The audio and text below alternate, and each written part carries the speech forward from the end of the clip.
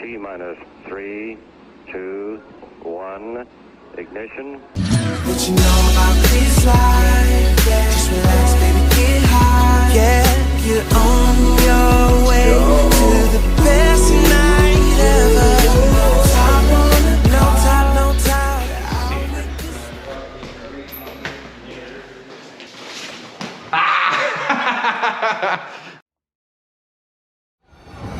Hello, Best Night Ever League. I am bringing you the Week 16 recap from Las Vegas, Nevada.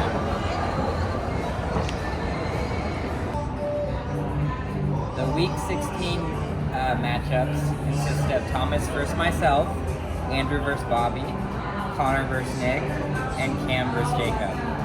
Cam and Jacob's matchup doesn't really matter that much, and same with Thomas and I's. What we're most interested in is Andrew versus Bobby, and the loser's bracket, Connor versus Nick. Stay tuned. Alright, so Week 16 happened over Christmas.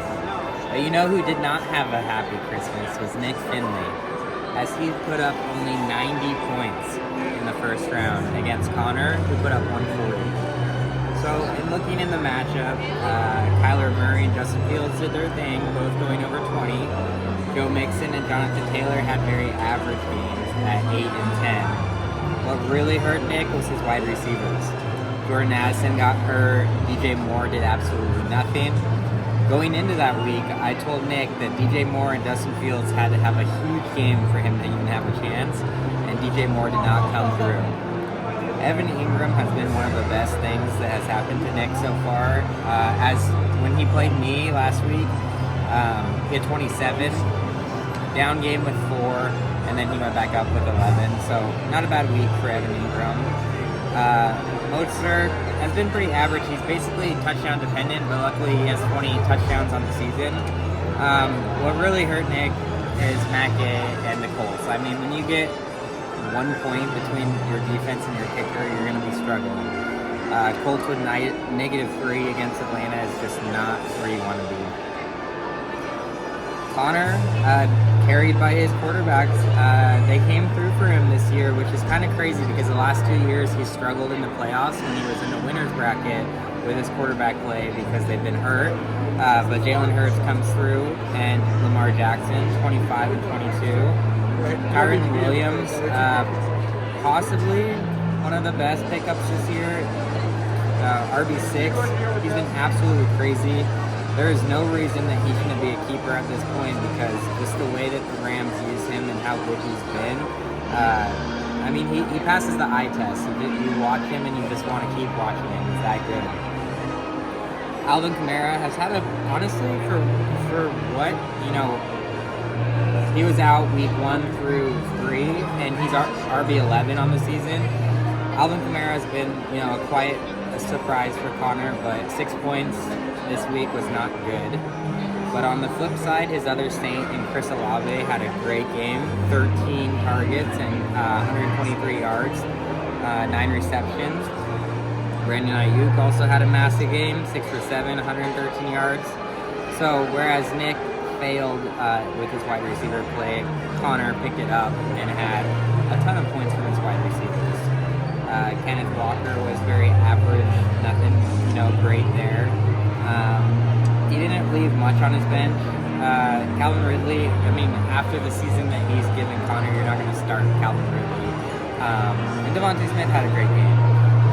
So, Nick, I'm sorry, but you did not have a Merry Christmas. I know you didn't even have to watch this because you were at your parents' house with no service, but just a horrible output. It's not looking good for you at this point.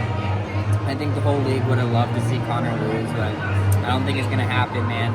You're going to be our loser again, and I wish you the best that you don't get a bad punishment, but so far it's not looking good for you. Let's talk about Connor's team for a second. There's been a lot of rough things that have happened to Connor's team, and we all read his pity message, and we're going to have to hear the pity all Super Bowl. What I want to do for Connor and for his team is I'm going to take a shot for every player that went on IR this year. But first, we hit the bonus. Let's see.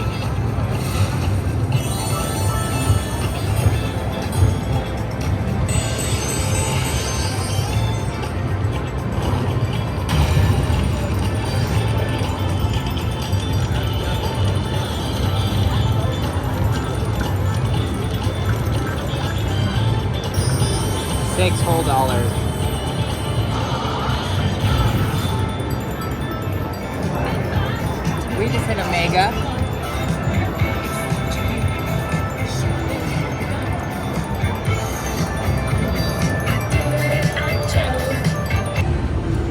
At the beginning of the season, Connor's team looked like a super team. The first man to go down was Nick Chubb. This one's for you, buddy.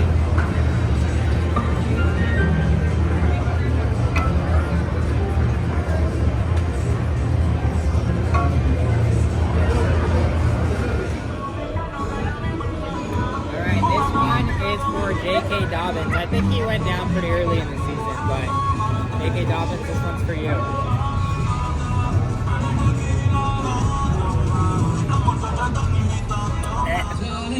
And finally, this guy was overall one of the better tight ends this year, and this one's for you, T.J. Hawkinson. Beautiful and sweet. I never knew you were the someone waiting for me. Moving on to our championship matchup between Andrew and Bobby. Bobby here going for the 2-peat. It would be the first time in Best Night Ever League history for a 2-peat. Uphill battle from here.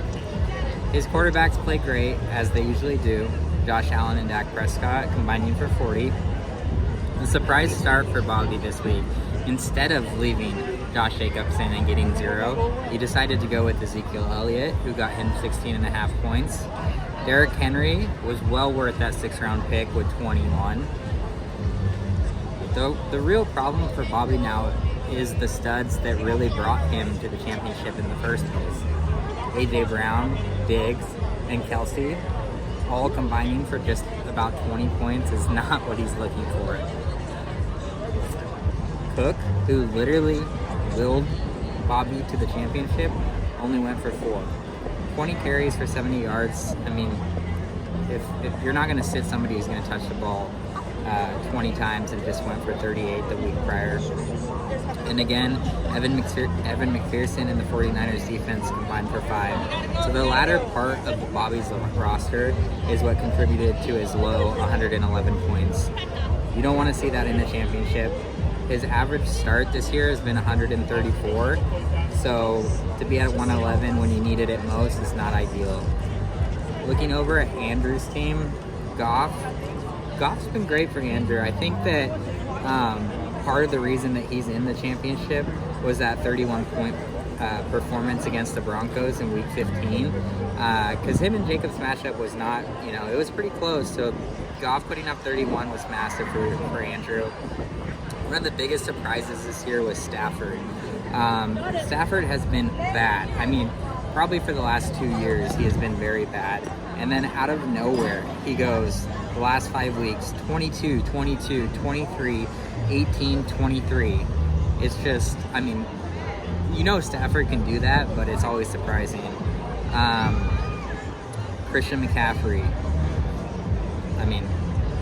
What can I even say about Christian McCaffrey? He has been the absolute best fantasy player we've seen in a long time, probably since his 2019 season. Week 15 again, 42 points. He carried Andrew to him and Goff combining for 70, just carried Andrew to the championship. And to go off for 25 against a kind of tough Baltimore defense has been huge.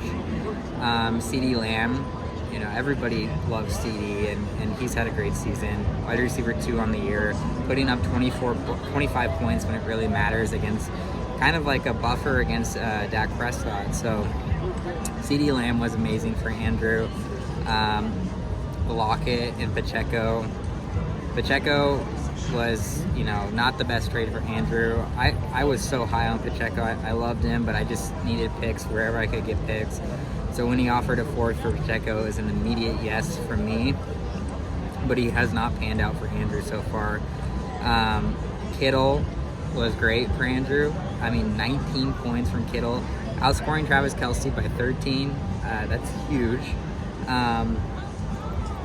All the way down, Andrew set his lineup pretty perfectly. So to have that 50-point lead going into the final week is massive. From where Andrew has come from, 4 straight losses one year where he put up the most amount of points in the losers bracket last year, taking 5th. And then kind of slowly the trend continued to where he had a great season, 8-5, and then taking the 4 seed, taking out Jacob, the number 1 seed, and then having Bobby for the championship. I think everybody thought Bobby was going to take this easily, but to see Andrew up 50, I don't know if Bobby can come back from this. We have a massive game. It's 5:15 right now. We have a massive game, Cowboys versus the Lions, which is gonna, make or break this whole championship for Bobby and Andrew. So stay tuned for that. But overall, yeah, kind of a blowout so far in the championship. So we'll see what happens. Okay. We're here live at the Sportsbook in Caesars Palace. We just watched CeeDee Lamb go for 92 yards and a touchdown.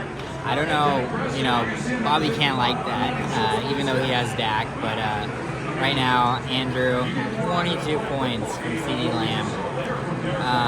But let's get back into Week 16 recap. So let's talk about Jacob and Cam. So kind of just, not the 3rd and 4th place matchup is nothing special, but neither of these teams really did anything.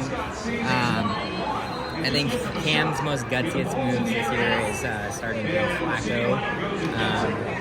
That's been amazing for him. Joe Flacco has been crazy. Bijan finally has a decent game at 15.7. Montgomery, good game. He's touchdown dependent, but he's still been great. Nothing special from his wide receivers. DeAndre Swift had a fantastic game against the Giants, and Laporta probably with one of his worst games this season. I think Jacob probably thought he was going to have a pretty decent lead after this week, but Brock Purdy goes for minus 1.6 points with 4 interceptions. For sure his worst game this season. I know Jacob touched on this a little bit in his recap, but Patrick Mahomes has been bad overall. It says QB7, but it's not what you expect from Patrick Mahomes with only a couple of 20-point games this year. He had that one pop-off game against the Chargers, but that's been it. ETN, 6 carries for 12 yards is wild. He was the RB1, I think, halfway through the year, or pretty close with CMC. Just fell off the side of a cliff. And Achane was a horrible trade for Jacob. I'm sorry, Jacob, but that has not panned out for you at all. Combined maybe 19 points in 3 weeks since you've traded for him. St. Brown has been, I think a few things happened for Jacob this year, and they all were a result of me. Dropping Mike Evans and Jacob picking him up has been massive. I dropped Mike Evans right after the draft, and Jacob picked him up. And as of now, he is wide receiver 3 on the season, so that has been massive for Jacob. Second thing for Jacob has been Amon-Ra St. Brown. That trade that he did for Garrett Wilson has paid off, plentiful for Jacob this year. It's a big reason why his season was so amazing. I don't hate that trade for me. I just got unlucky. If Aaron Rodgers played the season, who knows what would have happened, but that's just part of the trading. But yeah, pretty close matchup. The 3rd place could really be anybody at this point. But yeah, that's your week 16 recap of Jacob and Cam. All right, so we just finished the Dallas game. We had Dallas money line. A little scary there. That illegal touching at the end. Dan Campbell is a crazy man. Going for it 3 times in a row for the 2-point conversion, wild against that Dallas defense. So wow, go Dallas. Go. And finally, let's talk about Thomas and I. Thomas, the worst team this year by far, 2-11 record, somehow turns it on at the end of the year. I mean, Jesus, if we were in a World Cup year, Thomas might have won. Jake Browning and Derek Carr are his starting quarterbacks at this point. Derek Carr goes for 27, Breece Hall with 37. Breece Hall hasn't done anything this entire season, and then he just pops off for 37. Rashad White and Rashad White's been great. I mean, he's almost borderline keeper at this point at RB4 on the season. He's been amazing. Everything about Rashad White. He's one of those guys that passes the eye test as well. He's been fantastic. But the story of Week 16 was Amari Cooper and Joe Flacco. Amari, 11 catches for 265 yards, 2 touchdowns, and a 2-point conversion. It's just absolutely crazy. I guess the only right side was that Devontae Adams kind of evened him out with 0.9 points. 1 for 6 for 4 yards is pretty bad. Another story of Thomas's team has been David Njoku. David Njoku's just gone crazy this second half of the year. I mean, he's been amazing. He's tight end 5 overall. He went 24, 13, 16. Can't ask for much more. He's starting guys like Chuba Hubbard. I mean, God, I cannot believe I'm losing this matchup so far, but the only bright side has been that Dustin Hopkins for the Browns only had 2 points, and then he forgot to take him out. So 2 points from his kicker over 2 weeks is not great, whereas my side I had Justin Tucker with 16. But on my team, I mean, I can't be upset about the way they've been playing. Baker Mayfield and Jordan Love combining for over 40 is fantastic. Saquon and Gibbs, 17 and 21, just fantastic. The main downside to my team this week was Tyreek and Debo. 7 and 14 points is not ideal, especially from those guys. Puka Nacua with 31. You know, that's how the whole Week 16 started, was with Puka going crazy. I thought, I was in good position. But I still put up a really solid week, and the 160s is amazing. I have a shot against Thomas, but not where I want to be. We actually have a bottle of tequila bet on this game. It's Gregor and Thomas versus Oscar and I. Loser has to drink a bottle of tequila tonight, so still stressing this. Still ways to make the 5th and 6th place matchup fun. But Thomas is in great shape. He has, no matter what, he has the 2nd and 1st best odds at the number 1 pick this year.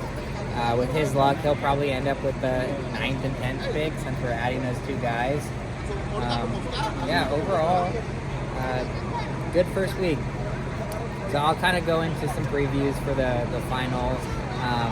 We're here at the Las Vegas Sphere, about to go in. This thing is absolutely insane. I can understand what I'm looking at. So, I'll preview Week 17 here shortly. Just finished Postcard from Earth, so we're on to the Week 17 preview. Let's look at our championship matchup. Bobby versus Andrew again. Bobby, like I said earlier, has a big hill to climb. He's going to need it to get done by his 2 quarterbacks. He's going to need Derrick Henry. And most importantly, he's going to need his wide receivers, because there is no way that he can win without A.J. Brown and Diggs and even Kelsey going crazy this week. On Andrew's side, Christian McCaffrey, Austin Eckler. He has great matchups across the board. Unfortunately, Bobby, I think Andrew's going to take this one. He's going to be our 2023 Best Line Ever League champion. That's just how it has to be this year. But we will see.